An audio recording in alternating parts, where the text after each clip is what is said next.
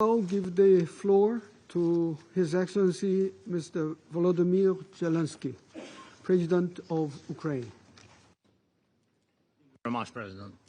Thank you, Mr. Secretary General, distinguished leaders, representatives of states and governments, and all those who still pay attention to the work of the United Nations. We must admit the world's attention to the UN is fading. The organization has less influence, and too often there is a lack of real decisions on fundamental issues.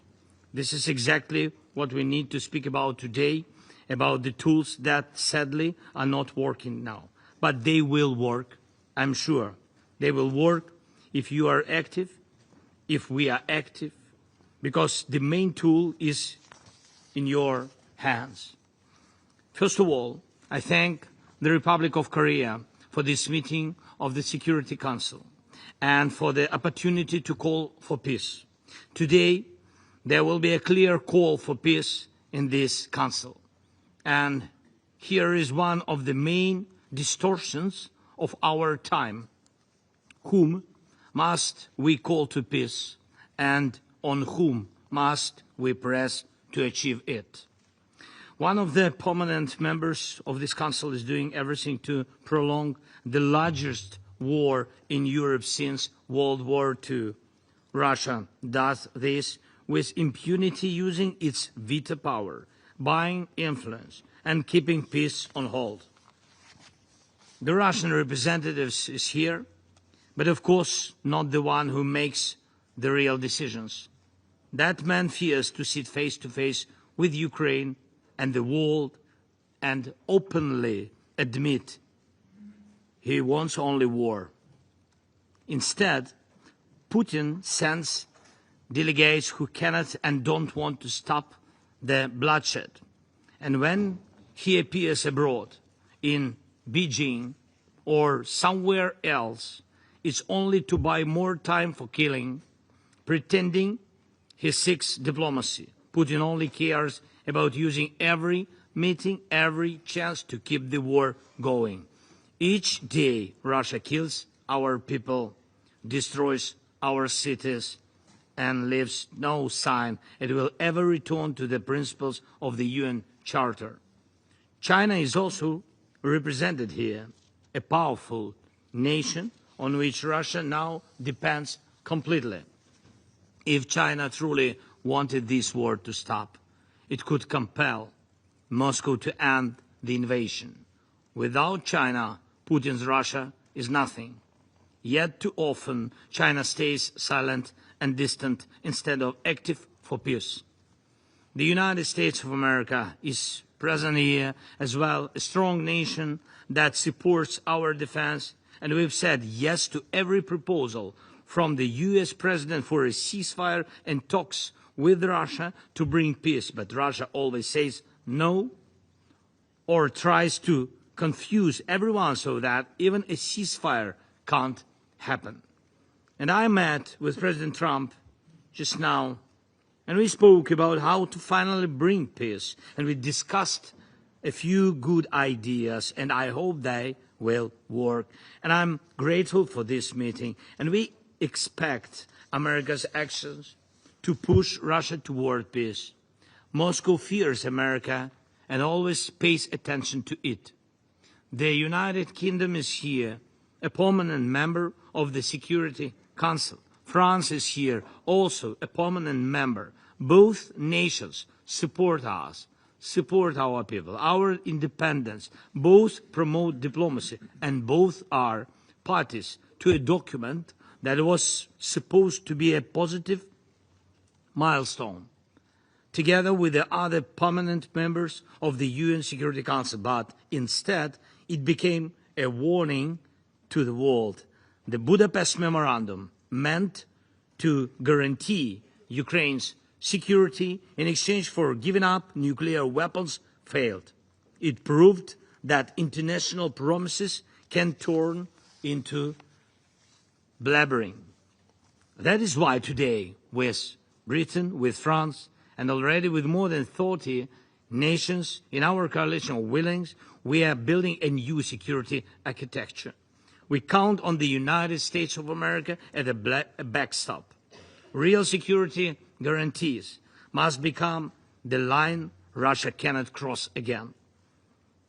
Here is one example of how strength can stop war. If we could strengthen our skies with a joint system to shut down with a short system to shut down Russian missiles and drones, it would force Russia to stop its attack from the sky. Because everything could be shut down, and so Putin would be forced to sit here or in another respectable venue and look for a truce on the ground. If there is no war in the sky, Russia can't keep fighting on the ground. I have talked about this with President Trump and with other leaders. Why do I say this now and here?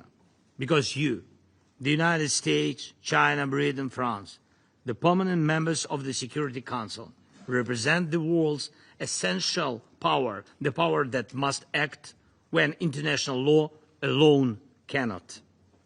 And no, not Russia. With this war, Russia has discredited itself, even for those who do not yet criticize Putin openly. They still feel that Russia's presence brings no good. Excellencies, behind every international institution, there must be real strength to enforce decisions. This is true for the Security Council and for the UN as a whole. If you stand together for ending this war, even Russia will have to obey. And if some of you act while others delay, the war goes on. Ukraine wants peace more than anyone in the world. The front is on our land, and we mourn our people, and we try to save our cities and to save our small villages. Russia ignores its dead, blind to its own losses. But one day, it will see and it will hear, and it will happen when it sees your actions, when it hears your united call for peace. That is my appeal to you today. Be the force that act together, please, united lest to stop Russia's war. And we know how to guarantee security. What we need now is a strong push to force Russia toward peace. Thank you. Slava Ukraini. I thank His Excellency Mr. Marco A. Rubio, Secretary of State of the United States. Thank you, Mr. President, and all of you for convening here today on this important matter. When President Trump took office, he made it among his highest priorities the restoration of peace anywhere and everywhere in the world where the opportunity presented itself. And it's met with great success in a number of places. We had a conflict between India and Pakistan, which was a very dangerous conflict, and one that he chose to engage in and was able to bring it to be very involved in bringing it to a cessation of hostilities. When Thailand and Cambodia were engaged in hostilities, the president got involved over a weekend over in the United States, and were able to play a critical role in that regard as well. We are very grateful to some of the countries in this room that were helpful in that regard with the DRC and Rwanda, and work remains to be done. But again, a conflict that presents grave dangers and extraordinary humanitarian challenges. With Azerbaijan and Armenia as well. He has become involved, and we were able to sign an agreement at the White House very recently that hopefully prevents a future conflict which would prove costly and deadly. But the one that's proved to be an extraordinary challenge has been the war in Ukraine, between Russia and Ukraine. The President has worked on it tirelessly, has invested a tremendous amount of his own time, energy, and the highest levels of our government. We have had meetings in Turkey, meetings in Saudi Arabia, meetings in Alaska, countless phone calls, doing everything possible to bring this conflict to a resolution and to an end. A war that cannot end militarily. It will end at a negotiating table. That's where this war will end. But the longer it lasts, the more people will die, the more will be destroyed. Some of the numbers we are seeing in the loss of life among military personnel, for example, on the Russian Federation side, are staggering. Staggering. In 1 month alone, more loss of life than in the entirety of the U.S. engagement in Afghanistan or Iraq. This war has to end, and we have done everything we possibly can and will continue to do everything we possibly can to bring it to an end. Very generous offers have been made. For example, a ceasefire at the current lines of contact, while all the other details on the future of the conflict could be worked out in terms of future territorial lines. The President has shown extraordinary patience in terms of not assessing additional sanctions in the hopes of having a breakthrough in this regard. And all has come to what appears to be not just a stagnant one, but an era, and we've entered a period of what appears to be potential even escalation, with the historically highest number of strikes we've seen over the last few nights and before. And now we are also watching incursions into neighboring airspace by both drones and airplanes. The President is a very patient man. He's very committed to peace, but his patience is not infinite. And as he has said repeatedly, he has before him the opportunity and the options of imposing additional economic costs on the Russian Federation if necessary in order to bring this to an end. He also has before him the option, as he has already chosen to do in some circumstances, to sell defensive weaponry and potentially offensive weaponry so that Ukraine can defend itself from this assault by purchasing that weaponry. So I'm here to say to the Security Council, the United States remains as committed as it has ever been to a peaceful resolution to this dangerous conflict. But there will come a moment in which we will have to conclude that perhaps there is no interest in a peaceful resolution. And then the President has before him real options, which he intends to pursue, as he has made clear today in some of the messages he has put out. So I strongly urge the Security Council, the member states here, and those who are not part of this as well, to do everything in their power, and including the Russian Federation, to do everything within their power, and the Ukrainian side for that matter as well, but all sides, to bring this war to an end before it becomes something that will last another 3 or 4 years, lead to more destruction, both economic and at the same time a loss of life and loss of property and loss of futures. This war needs to end. But if it does not, if there is no path to peace in the short term, then the United States and President Donald J. Trump will take the steps necessary to impose costs for continued aggression. Thank you. I thank His Excellency Mr. Rubio for the statement. I now give the floor to Her Excellency Mrs. Alexandra Papadou. I now give the floor to the representative of the Russian Federation. Спасибо, господин председатель. Крайне прискорбно, что члены Совета Безопасности вынуждены сегодня тратить время и присутствовать на заседании, инициированном нашими европейскими коллегами, исключительно по случаю очередных нью-йоркских гастролей одного всем нам известного бывшего актера. По этому случаю их здесь набилось как в метро в час пик, и каждое выступление, которое мы услышали и услышим, лишь перепевает предыдущие и не имеет никакого отношения к правде. Никакой добавленной стоимости для дела установления мира на Украине наше заседание, разумеется, не принесет и станет лишь очередным позорным эпизодом той ярмарки лицемерия, которая представляет собой подача украинской тематики европейскими государствами. Европейские спонсоры режима Зеленского хотят, чтобы Совет Безопасности ООН жил, как и они, в некой параллельной реальности, в которой Украина не проигрывает на поле боя, теряя город за городом, а украинские граждане выстраиваются в очередь за тем, чтобы погибнуть в бессмысленной мясорубке за западные геополитические интересы. В этой извращенной картине, которую нам сегодня пытаются навязать, Украина – это островок демократии и свободы, а ее лидер-узурпатор, нарушивший все свои предвыборные обещания и бросивший в застенки тысячи сограждан, пользуется поддержкой всех украинцев, которые и в выборах-то, дескать, не видят необходимости, раз у них такой замечательный президент. Те, кто по каким-то причинам европейским кукловодам Украины в этом подыгрывает, должны понимать, что они по сути становятся соучастниками преступной манипуляции, цель которой – не допустить долгосрочного, справедливого и устойчивого мира на Украине, подразумевающего в том числе выработку таких гарантий безопасности, которые исключили бы угрозу нового конфликта в Европе.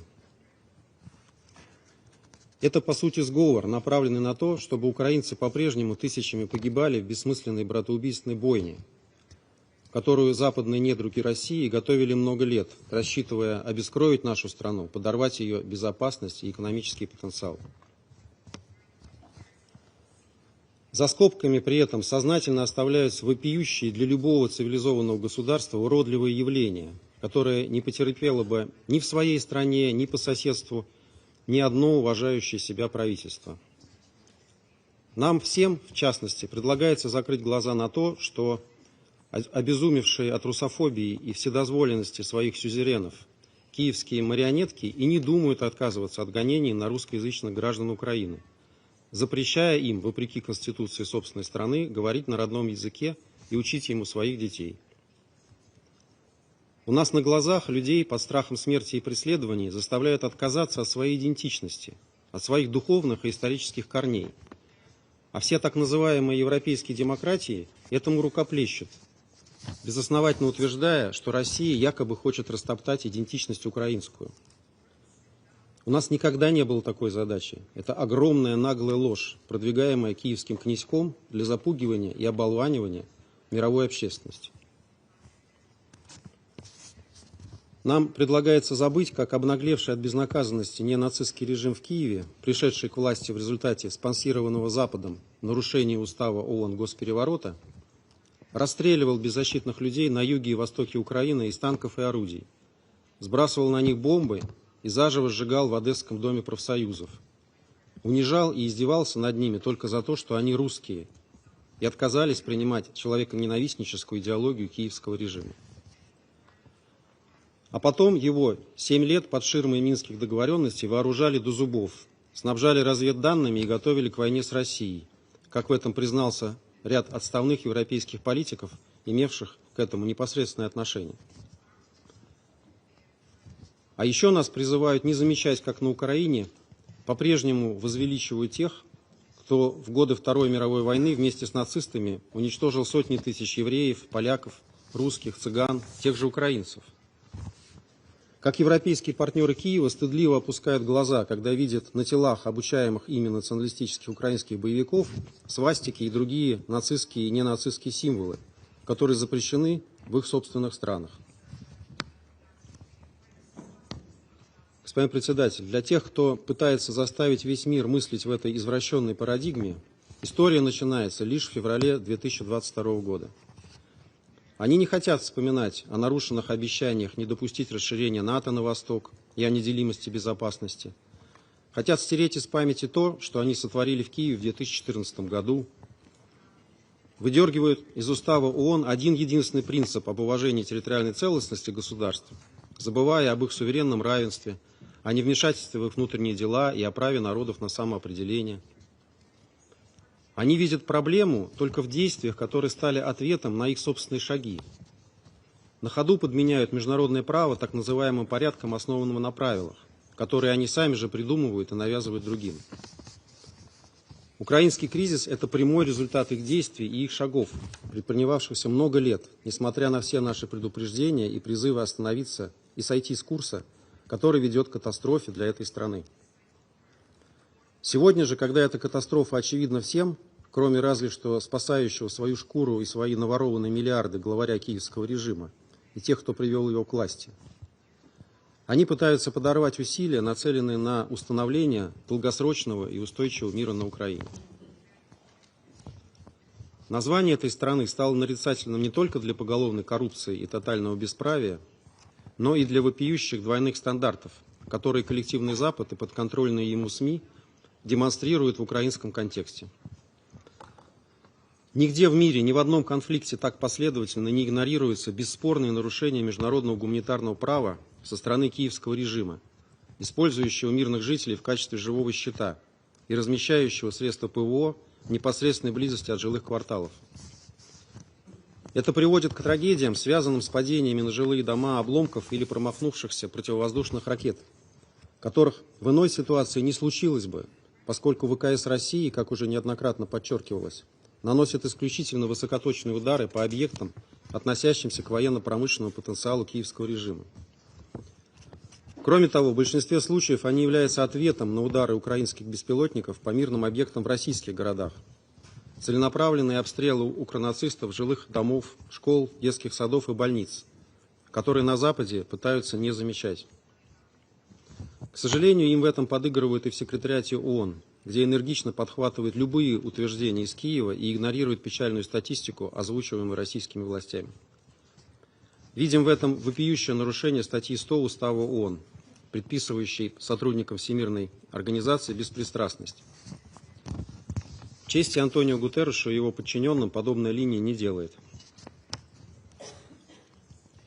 Господин председатель, всем нам сегодня понятно, что в ЕС и НАТО сильно влипли с антироссийским украинским проектом, запутались и заврались, и не очень представляют, как выпутаться из ситуации, в которую сами себя загнали.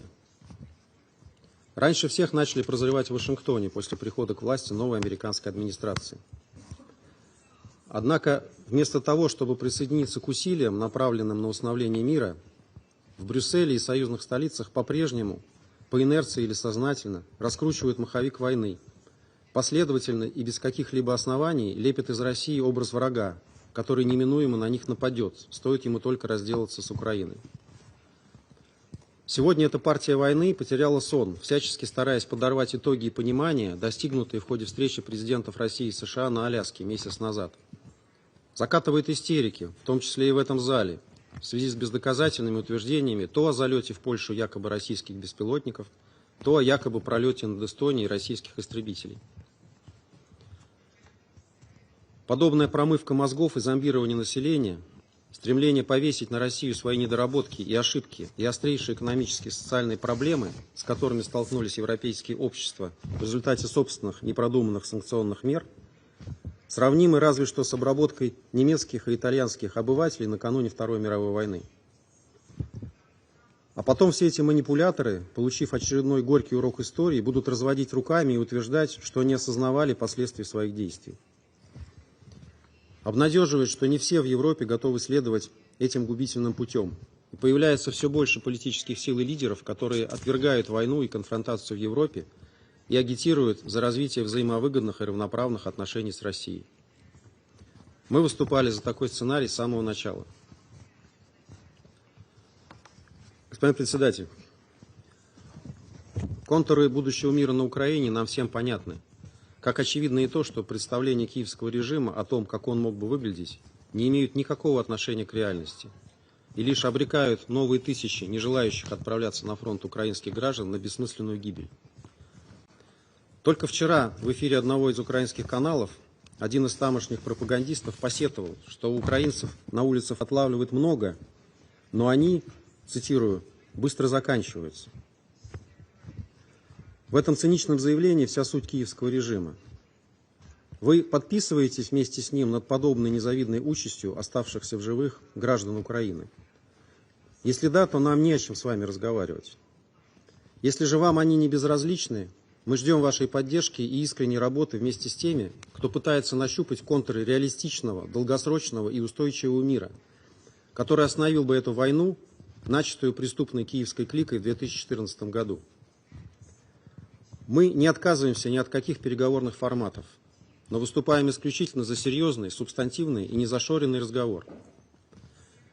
Не отказываемся мы и от переговоров с Украиной, несмотря на крайне сомнительную, мягко говоря, легитимность ее нынешних властей. Оптимальный формат для этого уже найден. Это переговорная площадка в Стамбуле. Обо всем остальном можно будет говорить только после того, как там будут достигнуты значимые экспертные наработки. Пока до этого еще, к сожалению, далеко. Господин председатель, в завершении хотел бы напомнить о пророческих словах, произнесенных на полях недели высокого уровня Генассамблеи 2 года назад. Excellency Mr. Acha Vasquez for the statement. I now give the floor to the representative of China. President, I thank Secretary General Guterres for his briefing. Allow me to make 4 points. First, dialogue and negotiations remain the fundamental path forward. Recently, positive momentum has emerged in the dialogue and negotiations on the Ukraine crisis, with key parties holding a series of engagements and talks. However, significant differences remain in their positions and demands. The parties to the conflict should intensify their efforts, demonstrate political will, show flexibility, and take seriously and address properly each other's legitimate security concerns, so as to reach a comprehensive, lasting, and binding peace agreement at an early date. Second, promoting de-escalation is a pressing priority. At present, there are no signs of a halt to hostilities on the ground. The parties to the conflict continue to carry out large-scale drone and missile attacks, and substantial quantities of arms and ammunition continue to flow into the battlefield. China has consistently called for adherence to the three principles of no expansion of the battlefield, no escalation of the fighting, and no fanning up the flame by any party. We hope all parties will play a constructive role in de-escalating the situation and in creating the necessary conditions for a ceasefire and the cessation of hostilities at an early date. Third, alleviating the humanitarian crisis is a moral imperative. Civilians are the greatest victims of war. Each additional day of conflict brings an additional day of suffering to the people. The parties to the conflict should exercise restraint, strictly abide by international humanitarian law, and refrain under all circumstances from attacking civilians and civilian infrastructure, and avoid the use of WMDs. The international community should step up its humanitarian assistance efforts in order to help those affected by the crisis overcome their difficulties. Fourth, containing the spillover effects of the crisis is a shared responsibility. The crisis has taken a big toll on global economic development, with developing countries bearing the brunt. The international community should strengthen cooperation on issues such as food, energy, finance, trade, and the protection of critical infrastructure in order to jointly maintain the stability and smooth functioning of global supply chains. Abusing unilateral sanctions and long-arm jurisdiction under the pretext of the crisis does not contribute to a political settlement. On the contrary, it creates new problems and should therefore be rejected. President, since the first day of the crisis, China has been upholding an objective and impartial position, calling for a ceasefire and cessation of hostilities, and advocating for peace talks towards a political settlement.